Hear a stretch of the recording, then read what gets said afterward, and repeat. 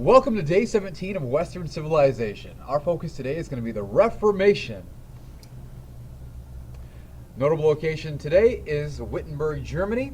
Notable dates are going to be 1483 to 1546. These are the life and times of one Martin Luther. 517 CE marks the start of what we refer to as the Reformation, which is what we'll explain today. So, as we know, with Europe, that it was highly Christianized, with the spread of Christianity following Christ's teachings and then the adoption of Christianity by Rome. Now, by the 3rd century, Christian missionaries began to spread their faith, and by 1000 CE, Christianity spread as far as Scandinavia and Iceland.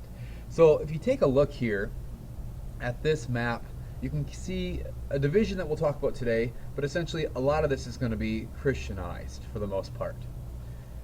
Because the church was the common theme for a lot of various diverse groups, and it provided a common religious and a common cultural heritage. Alright, so take a look here. This is the growth of Christianity, circa 300 all the way to about 800 or so. So again, we know that this is where it originates. The disciples take this and they spread it throughout the known Mediterranean world, and eventually through adoption via Rome or the Roman Empire, it is provided or given to this region of the world. Now, over the course of centuries, the church became largely embedded in a lot of political affairs. We've looked at that in previous units so far. So the growing wealth and power of the church also brought a lot of greed and corruption as well. And this kind of undermines a lot of spiritual authority the church has. So reformers want to kind of restore the faith in the church. Therefore, they kind of want to move more, or move backwards towards a more pure understanding or interpretation of what Christ's teachings were. So this split is going to really mark what we call the Reformation. And this is going to split Christianity, or the Catholicism, I should say, between the Catholics and the Protestant religions, or sects of Christianity. Now, like we talked about, the Reformation in 517 CE is a big overall reform of the church. And one of the guys that really spearheads this is a guy by the name of Martin Luther. And he attacks the church for the sale of indulgences. Essentially what those are is they're taught that salvation can be bought or it can be purchased in some way or another. Where Martin Luther taught that salvation is not that salvation is a gift of God, and only by grace in Jesus, or saved by grace through faith in Jesus Christ, that we can be given salvation. Ephesians 2:8 and 9 best embody this. For it is by grace that you have been saved through faith, and this is not from yourselves. It is a gift of God, not by works, so no one can boast. And his biggest complaint is that the church cannot absolve individuals of their sin through works and payment. That's just not going to happen. So Martin Luther continued to oppose the church. He took his ideas public, printed his issues with the printing press that was invented in 1450, and this really kind of increased his awareness. It's almost like Martin Luther went viral before there was any internet. So what we see the impact, or he advocated for a closure of monasteries, a translation of the Bible into regional language and not just the language of the clergy.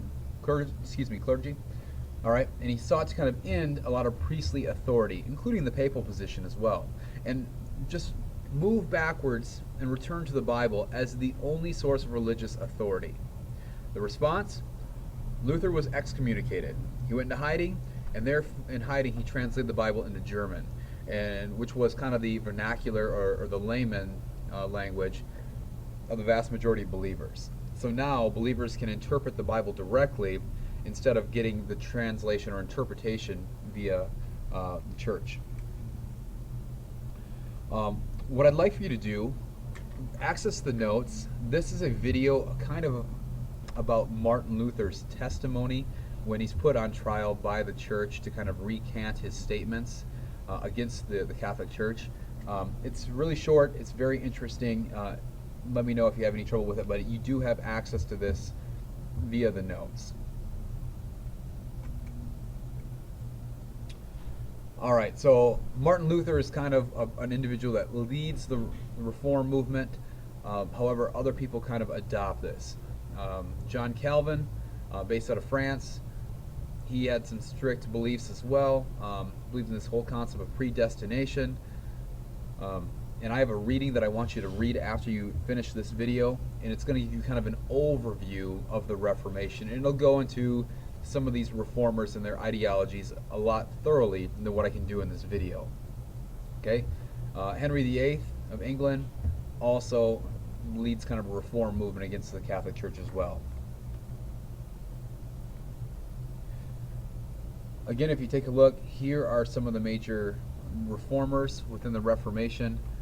Just to note, look at this timeline quick. This area right here, Gutenberg, he's responsible for the printing press, which takes a lot of the reformers' ideas and makes them public. Or they're a little easier to manifest or create their ideas into book form or text form, and that makes it easier to disseminate their ideas to the masses. Okay, you take a look.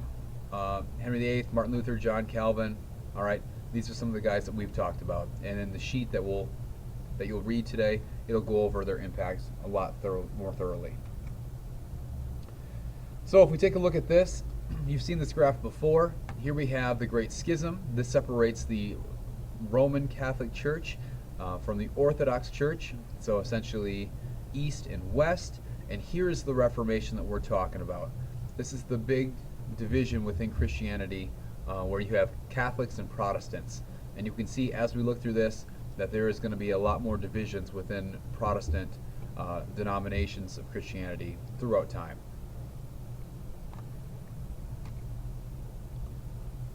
Okay, that will conclude, ladies and gentlemen, our discussion on the Reformation. Please, please, please read the article that I have posted online. That'll be a great opportunity to kind of encapsulate the reformers and really their broad contributions to this movement. And then tomorrow what we'll do is we're going to look at what happens when we actually have a big armed conflict within Europe between Protestants and Catholics, and something we refer to as the 30 Years' War. Thanks for tuning in.